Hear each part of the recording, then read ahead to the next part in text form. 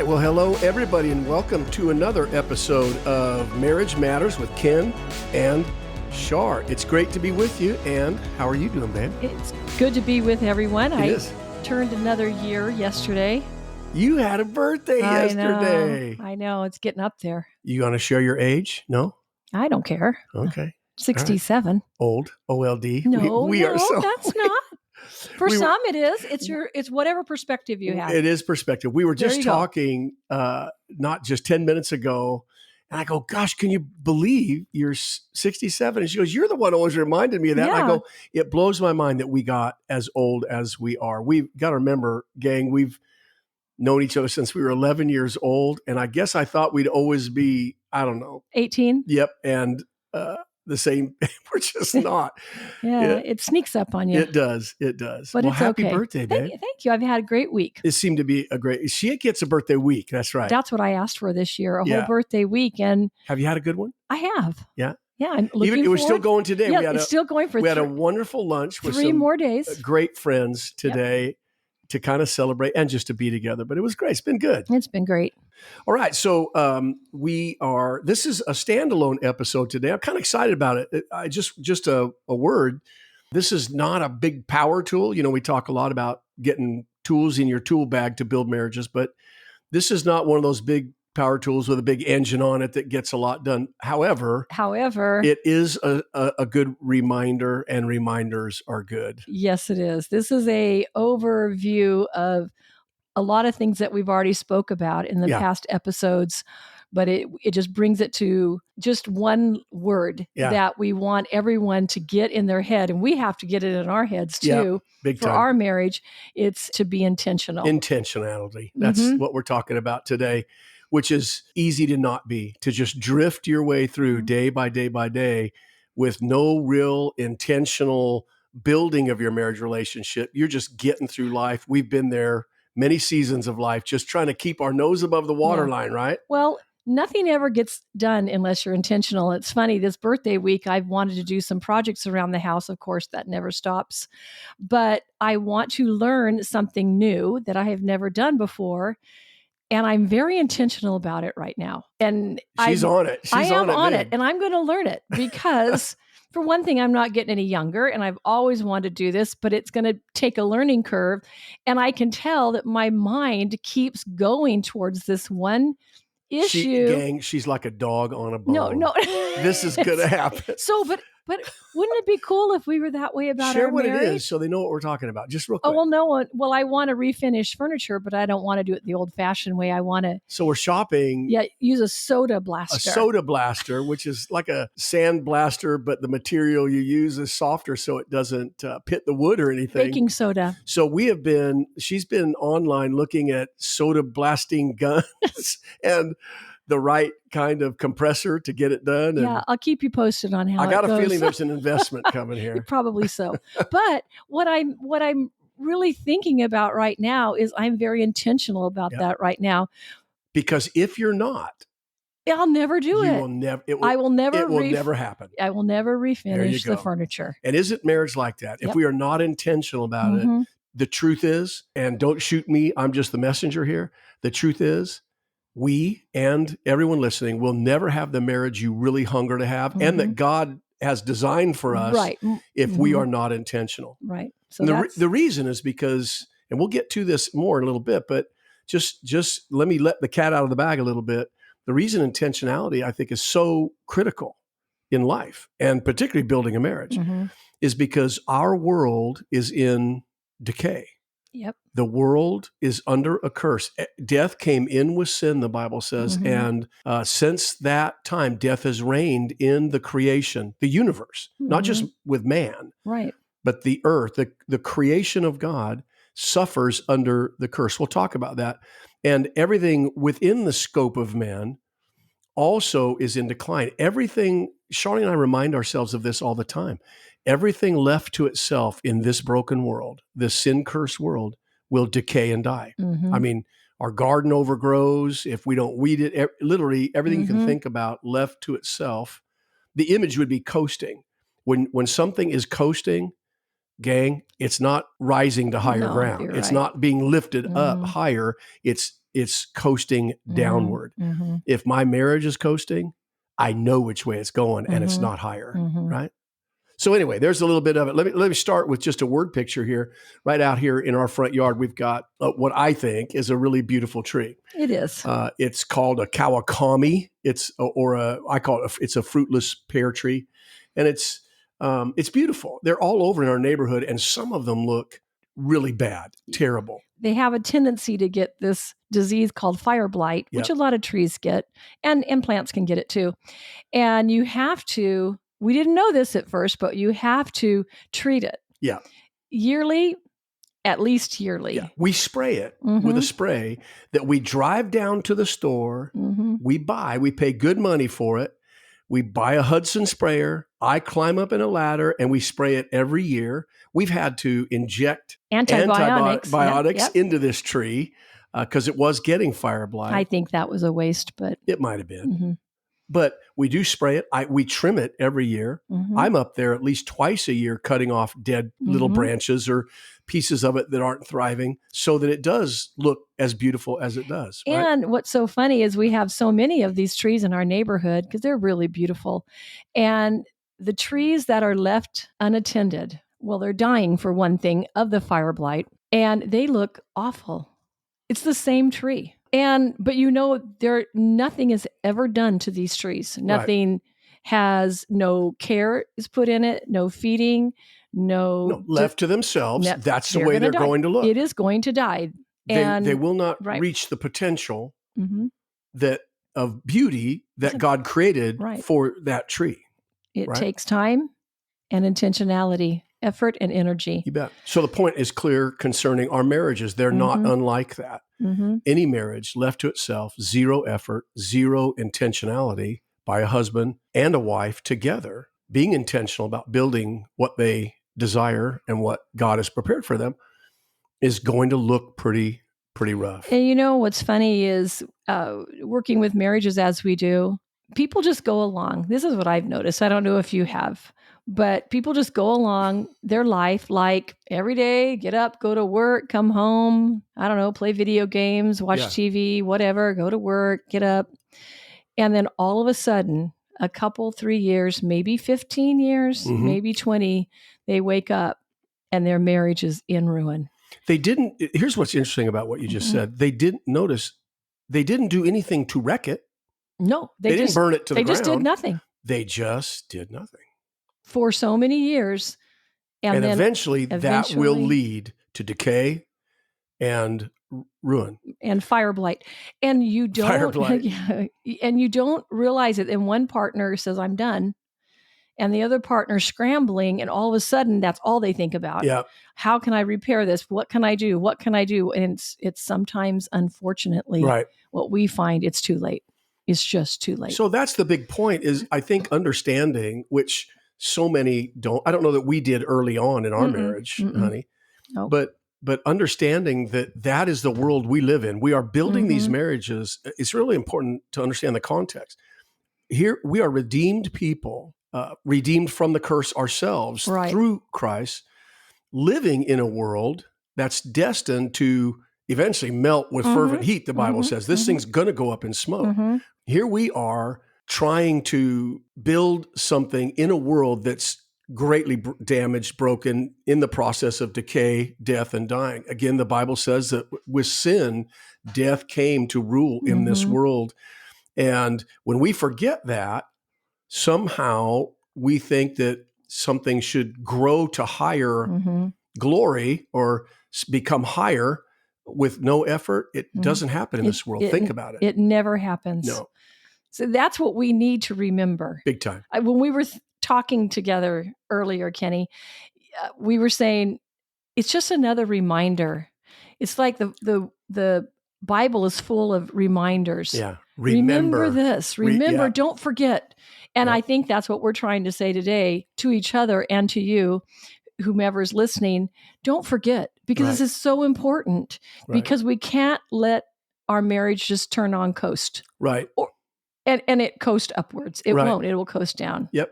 So intentionality is a big deal. It's like, I was just thinking about it, that when it comes to the unredeemed man, the solution to the curse of sin upon man is redemption through faith in Christ and his finished work. The antidote or the solution for decay in the things of this world is intentionality. Christ came to redeem the souls of men, not to redeem my tree out in the front yard. Right? And yet, really interestingly, Romans talks about in chapter 8 that the whole creation, the whole universe groans for the redemption of the sons of God. So there is a universal groaning to be better, to be delivered from the curse of sin and death and dying. So marriage, I think the whole point is that your marriage, again, left to itself, gang, it will be in decline. And the antidote to that is a healthy dose of intentionality between a husband and wife. So let's give some examples here, hang a little flesh on this just to help out a little bit.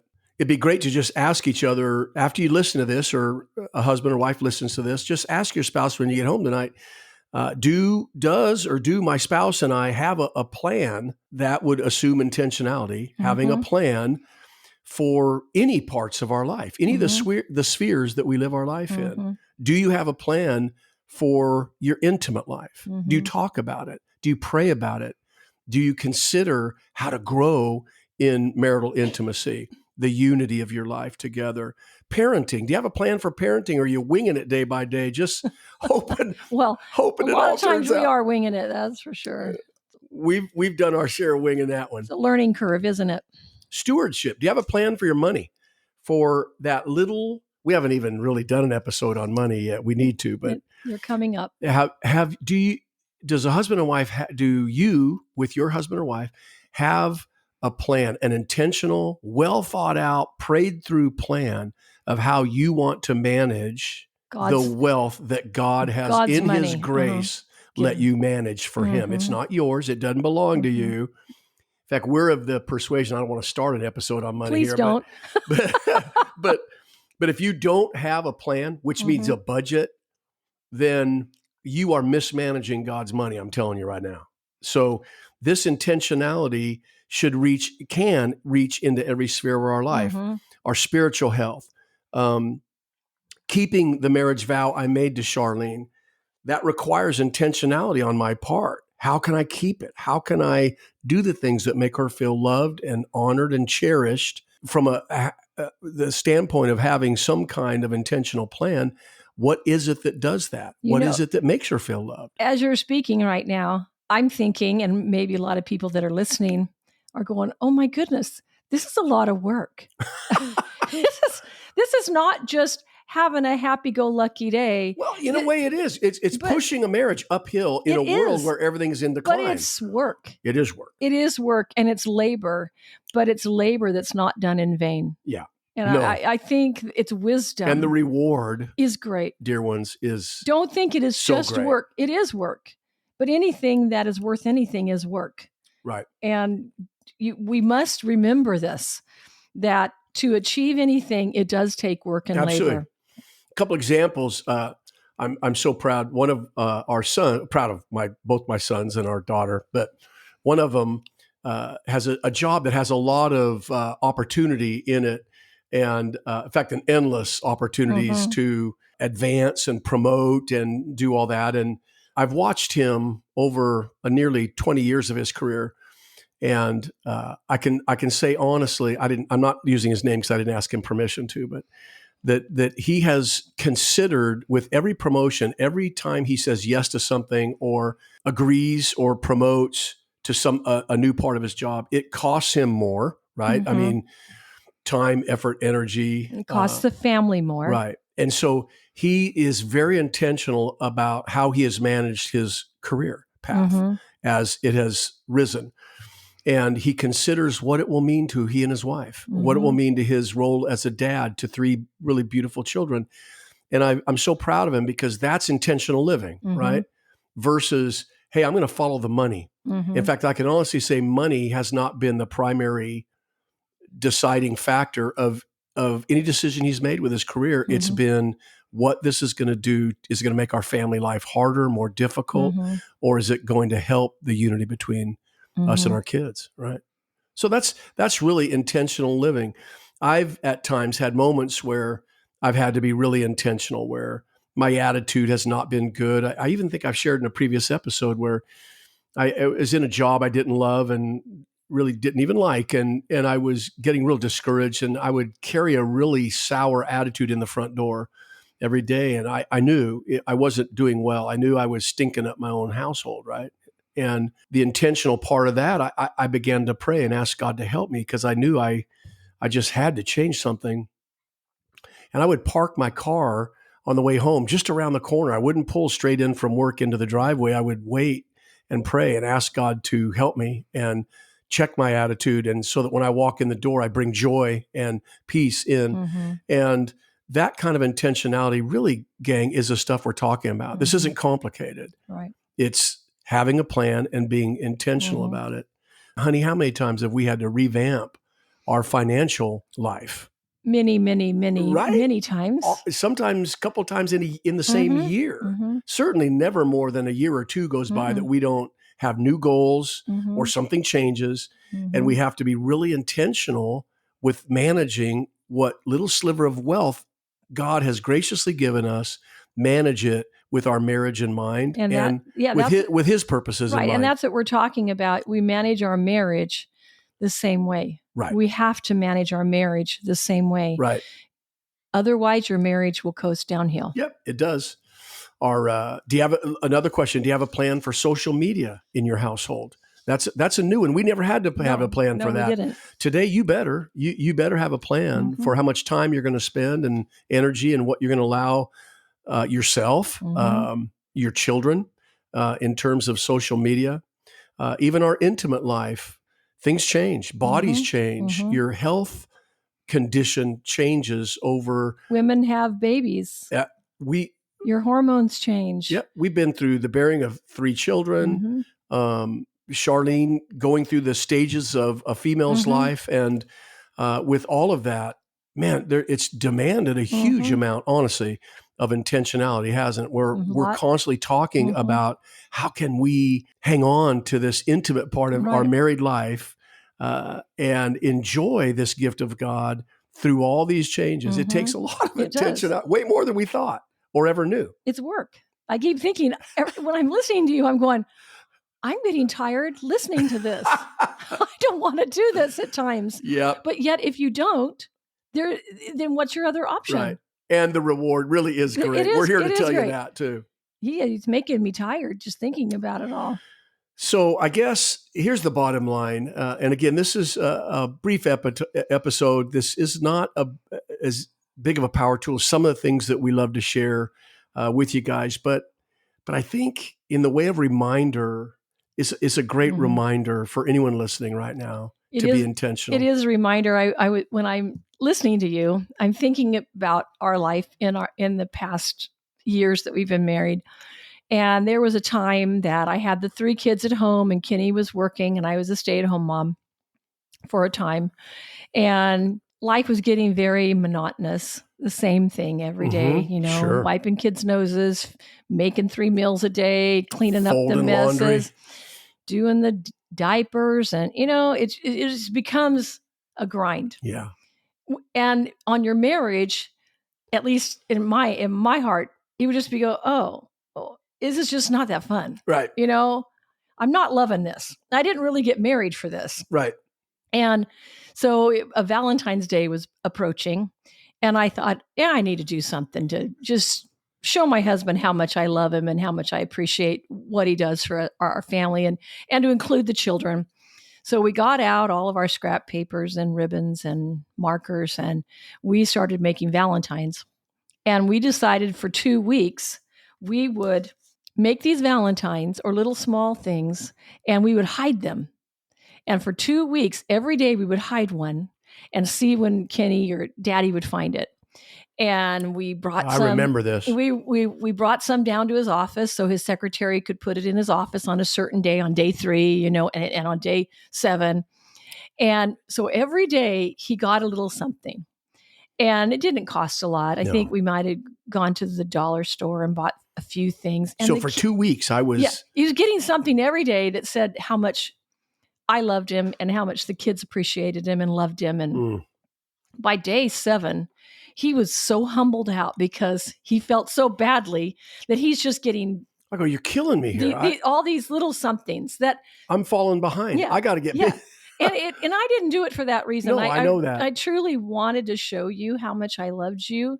And I know, but when you love something, you want to outdo them. Well, you do. You want to outlove them. And I didn't do it for that, but he started bringing me stuff home. I'm going, well, I didn't even think about that. But it was so sweet that the joy it gave me to be intentional about dwelling on the things that I loved about you and was thankful for you. Right. And to express that to you, not just think it, but to actually express it to you. And I was listening to you as talk right now, and that comes to my mind. I did it for many years. I haven't done it in a while because I haven't been. But that is all that intentional. That is so intentional. It was. Really. It took time. Yep. It took effort, but it was so much fun. After a while, I went, my Bible study ladies, I tell them, I go, you should see how sweet this little act that I've done in my marriage, how it has blessed my husband and made him feel important in my life. And do it and see what happens. What's really cool is this episode drops about 2 weeks before Valentine's Day. So maybe there's a tip for somebody out there. A great idea to be more intentional this Valentine's Day. Would not be a terrible idea. I talk to some people like, Valentine's Day, no big deal. And I'm thinking, that's sad to me because this could be your last Valentine's Day. I don't know how long many more Valentine's Day I have with you. You bring up a great point. How many times have we sat, babe, with couples that are struggling? They're seeing us. They call us because their marriage is not great, and it's not thriving, and it doesn't feel healthy. When we ask them and interview them at the very beginning, and we talk about, because tell us your habits. How often do you guys go on a date? How often does this happen or that happen? Or how often do you even communicate in a day? How do you reconnect at the end of your work day? And you realize when you dive into somebody's habits who are in not a loveless marriage, but one that's drifting and floundering. It's not healthy, doesn't feel great. Almost always, there's been zero or so little intentional effort at loving one another and communicating that love in a powerful way. Zero effort, right? And so intentionality, sometimes I think if we could just get couples to be more intentional, it would elevate their marriage. It would. In a week. It doesn't take long. It would turn it around so fast. It doesn't take long. Yeah. And I know a lot of people say, well, I'm not going to do that because he doesn't do this. And it's like, hey, somebody raise the white flag and just do it. Yeah, just do it. Just somebody do it in the marriage. You both promised you would. You both promised you would make each other feel loved and honored and cherished. Yeah, if you're feeling a little bit down in the dumps and you don't feel like the marriage is going anywhere, then do something. Be the one that steps out there. Don't wait for the other one. You do it. And you'll be blessed. Right on. I love that. So here's where we'll end. If there is a sphere of your life that you find in kind of, what's the word I'm looking for? It just keeps coming back around. A cyclic confusion, cyclic dissension, maybe even every 6 months you stumble into the exact same argument. It never changed. Nothing ever happens. It might be your parenting life, your intimate life, finances, extended family issues, busyness, overcommitment. Those are real common to be cyclic problems. Then be bold at making extremely intentional changes. Talk about it, pray about it, change something, do something different so that sphere of your life can thrive and grow and get better. Remember, you're on the same team. You are. And together you're defeating an adversary that's trying to take you down. And every sports team has a strategy and a defense. And this is your defense, is to be intentional. Right. Yeah, great point. You imagine a team taking the field, no plan. They wouldn't go to strategy. They wouldn't go to the Super Bowl. They would not. They'd get blown out. They would. So bottom line, here's 4 examples real quickly of things that we encourage. Number 1, use your words intentionally. Speak to one another intentionally. Words are a powerful thing. The Bible tells us that the power of death and life is in your tongue. Mm-hmm. Use them to give life always. Number 2, use time intentionally. Be really intentional about how you spend time. Everybody I know is to the wall busy. If you're productive, if you're successful, if you got a home and 2 cars in the garage and kids in soccer, you are to the wall busy. You can't afford to not be intentional about how you use your time to build your marriage life. Number 3, use your finances and your possessions and your wealth with intentionality. Somehow use those things to advance your marriage life together. And then lastly, use your gifts and natural abilities. You guys, you're probably really gifted. If you're listening to this, you're a very gifted person and you have a lot of really high qualities. It's why your marriage partner married you, because of the upside of who you are, they fell in love with. Use that upside to love them deeply, to love them boldly, right? So intentionality will carry every marriage a long way. And the reason is, don't forget this is the reminder, because we live in a world where anything left to itself will decline towards death. All of it does. My body is, everything, we are under this curse of sin. And for the sake of our marriages, gang, let's be highly intentional people. Yeah? Sounds great. Awesome. This was fun. It was. Great little reminder. It is. I need it every day. All right. Okay. Hey, it was great to have you in. God bless you so much. We love being with you with each and every episode. If you're curious, drop by our website at kenandshar.com. You can drop Charlene a note at shar@kenandshar.com. I am Ken at kenandshar.com. And we enjoy being with you with every episode. So God bless you. We're out. Okay, bye-bye.